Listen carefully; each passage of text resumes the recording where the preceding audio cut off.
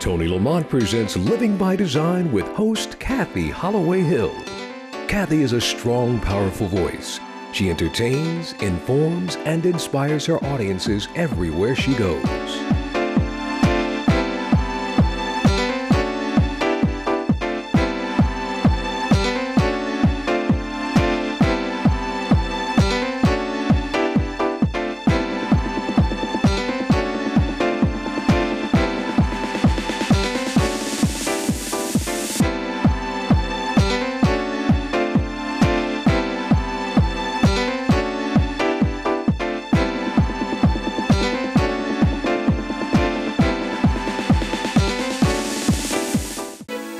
Kathy Holloway Hill, and welcome to Living by Design. And we have a very necessary show for you today. And I say that because this show involves children of divorced parents, children of parents who were never married.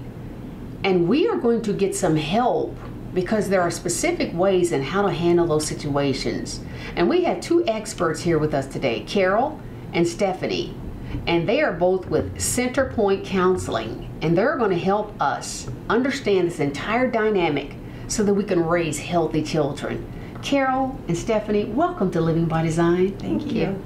I am so glad that you guys are taking this time to help us with this very critical topic. So first, let's just start by letting our viewers know what your roles are here at CenterPoint Counseling. We'll start with you, Carol. I'm a marriage and family therapist at CenterPoint, and I work with small children, toddlers, all the way up to people in their 80s. I work with multiple generations of families, and I work with couples. I do marriage therapy and also co-therapy, parenting, co-therapy after divorce. Great. And Stephanie? I am a licensed clinical social worker, and I work as a therapist with CenterPoint Counseling, and I also help organize and run our New Day program for children and families of divorce. So in my practice, I work with young children, preteens, teens, and adults. I do lots of co-parenting and lots of divorce-related issues. Excellent. That's very good. Now, you both know, because we talked off camera, how passionate I am about this topic, because healthy adults begin with healthy children.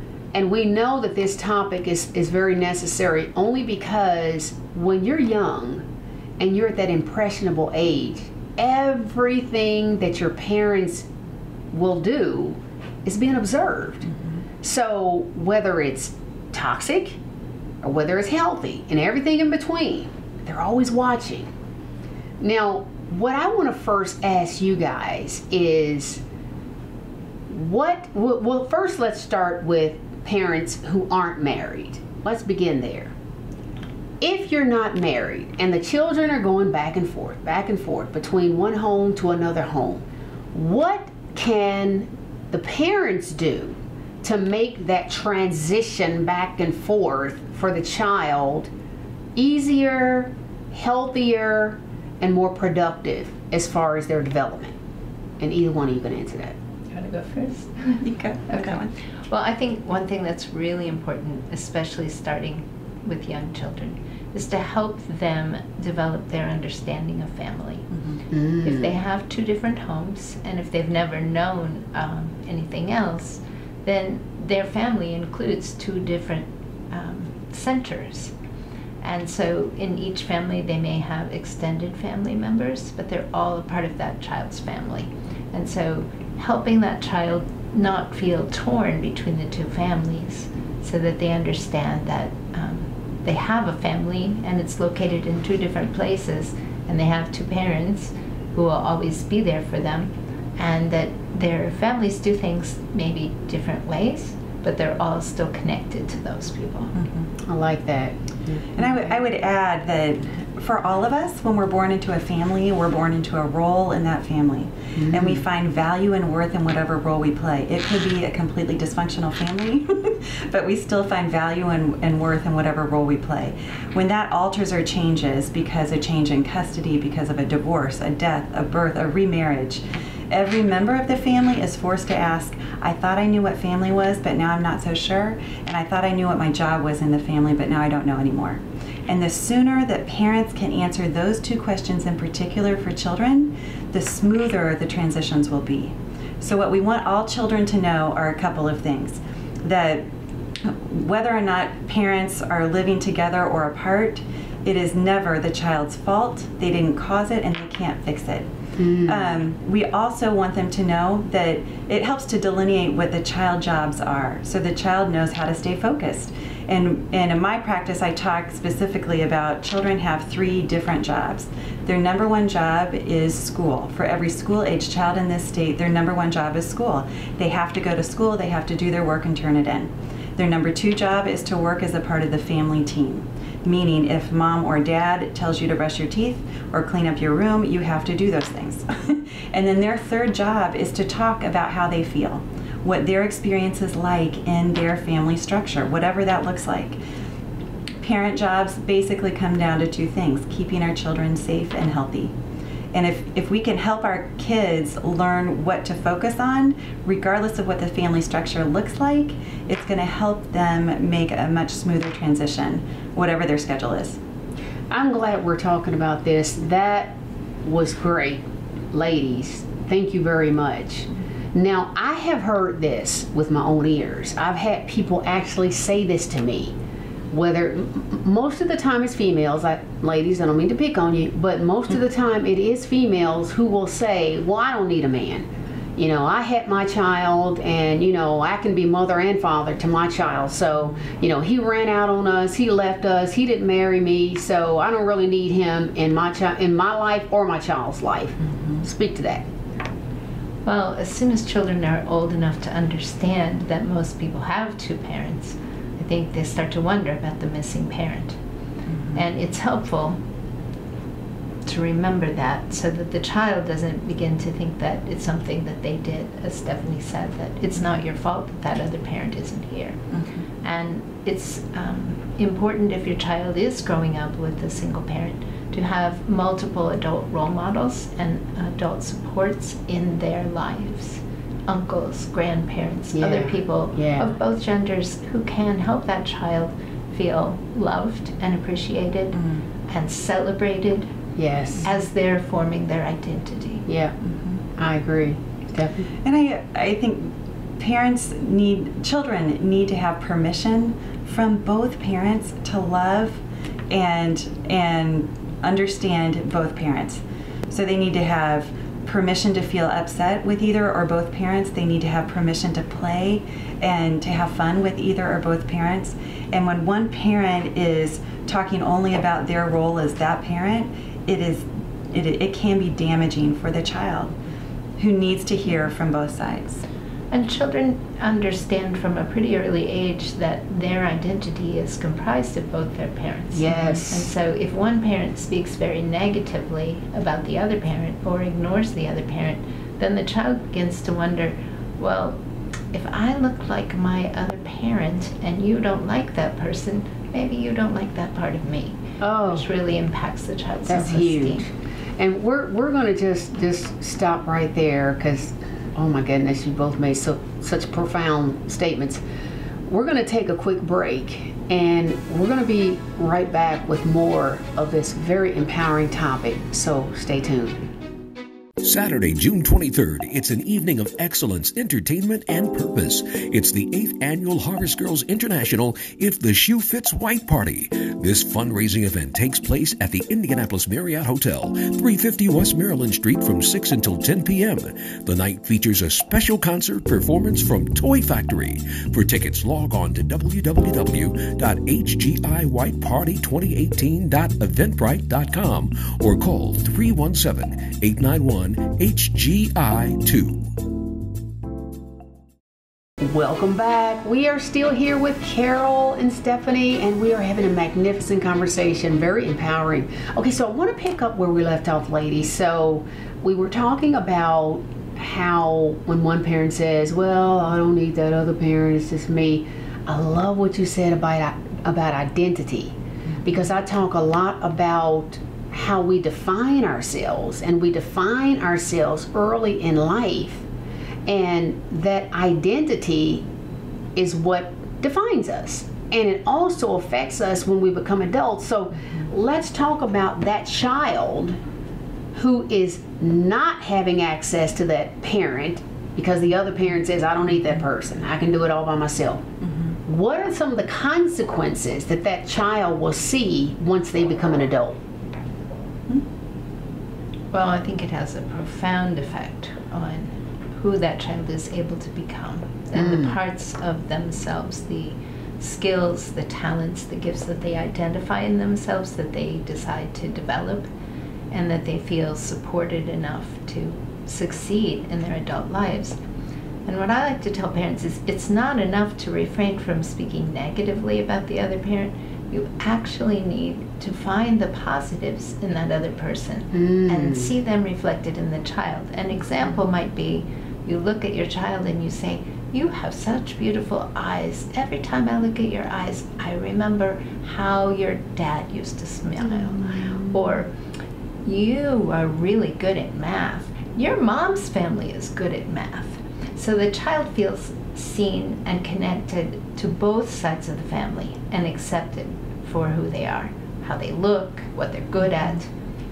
So I love that. it takes a lot of work when you're angry enough at somebody that you don't want to be with them It anymore, does. to begin to actually identify the positive things. But if you don't do that, then the child wonders if those other parts of themselves are acceptable. Being a parent is a lot of work. It is a lot. Stephanie, you mentioned a program that you all have. Now I think it's a perfect time to explain that program. Sure. What's the name of it? And explain the program, and how can people become a part of it? Okay. So New Day is a program we started about 16 years ago. It is New Day for Children and Families of Divorce. It meets the second and fourth Tuesday nights of every month from September through May. It is the only kind of program that we have available to us in this city that is a year-long program, a school year-long program.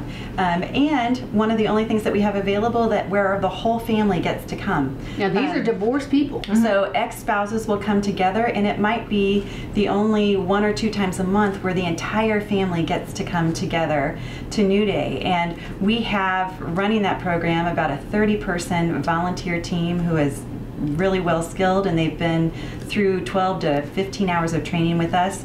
There's a theme as it relates to divorce every New Day night, and it could be a feelings specific theme, it could be a holiday specific theme, which is critical for families of divorce. Right. It could be skill building. At 6 o'clock, we join our families, so volunteers, parents, children, we all eat dinner together, kind of breaking bread together, and then we break out into age-appropriate groups. And with every theme, there's a craft or an activity that happens, and then children rotate through a cycle, and they spend some time in what we call the Volcano Room, which is located in the gym of Second Presbyterian Church. And it is explosive, and they can run and scream and hit swim noodles against the wall. It is by far the most fun night for every child that comes to New Day. And then they transition from there into what we call the Whisper Room. And the Whisper Room has soft lighting. Kids can color, paint, work with Play-Doh, or journal. They go back to their group rooms, finish up whatever the project is. As the kids are meeting in their group rooms, the parents too have a program that they run through. So they have a psychoeducational presentation about whatever the topic is that night. So the parents are able then to talk with the kids about what happened at New Day tonight. And Excellent. we help them develop some language and skills to be able to communicate about whatever's happening in their family structure. And then the parents break out into 3 different kinds of support groups for parents. So at the end of the night, we say a New Day closing prayer, our families leave, our facilitators stay a little bit longer, and then we do it again in 2 weeks. I love that. New Day at this point is free of charge. We accept donations. Great. But we know that finances can be a hardship for families of divorce as well. Yeah. One thing that really helps our children in whatever part of their recovery from divorce process they are is that even though we have a great structure for the night, when kids don't feel like participating, they don't have to. Good. And our volunteers I like are it. trained to meet each child just where they are. So if a child doesn't want to do a project, they don't have to do it. And we have enough volunteers so that they get often one-on-one attention, which is sometimes what is the first thing that children miss after a divorce, because parents are so preoccupied with what's going on, and the kids are lonely.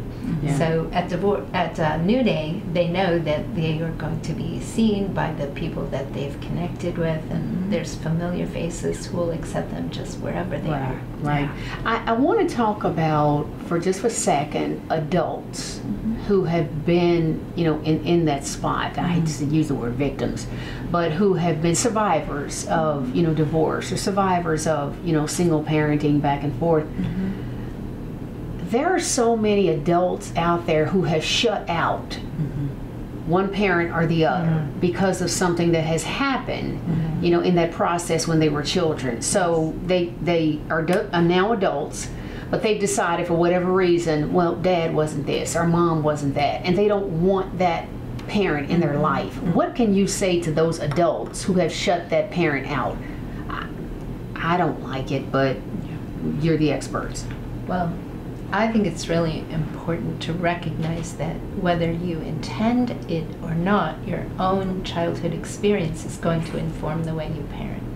So if you have unhealed wounds and difficult, conflicted relationships with your own parents, it's going to be very hard to help your child through the divorce recovery process. Wow. So I think becoming self-aware enough to recognize how your experience informs the way that you are or are not present to your child, and then getting the support that you need to heal those wounds from your own childhood. It is one of the gifts of parenting, right? That whatever our kids are going through, sometimes we get triggered as parents, and it's helpful if we can be open to the idea that there are lots of different ways to do divorce, there are lots of different ways to do family, and when we can be more self-aware about our own triggers, then we can help separate our experience from our children.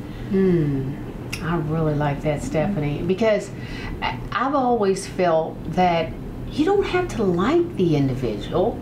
You don't even have to be friends with the individual that you divorced or that you never married. It's the children who are the priority. And we've got to keep that in mind at all times. The child is the priority, and that's the one that we want to make sure is the healthiest in this whole situation. So we're going to take another quick break, and we're going to be right back with more of this very, very critical topic. Stay tuned. Saturday, June 23rd, it's an evening of excellence, entertainment, and purpose. It's the 8th Annual Harvest Girls International If the Shoe Fits White Party. This fundraising event takes place at the Indianapolis Marriott Hotel, 350 West Maryland Street from 6 until 10 p.m. The night features a special concert performance from Toy Factory. For tickets, log on to www.hgiyparty2018.eventbrite.com or call 317-891-HGI2.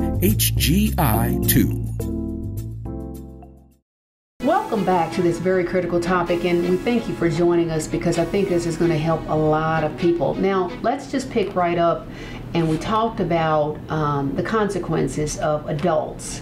So you wanted to make a statement that we were talking about off camera, Carol, so go ahead. Well, when parents come to see me and they've made the decision to divorce, what I tell them is, in order for your child to get through this experience, that you have to form a new relationship, which is essentially a business partnership. You can never really be divorced from a person if you share a child with them, because even though you may live in two different places, at the critical, important moments of that child's life, they're always going to want both parents to be there. So if the conflict continues after the divorce, then the child is going to continue to feel caught in the middle and caught in the conflict. So your goal is to form a cooperative co-parenting relationship, which is like a business partnership.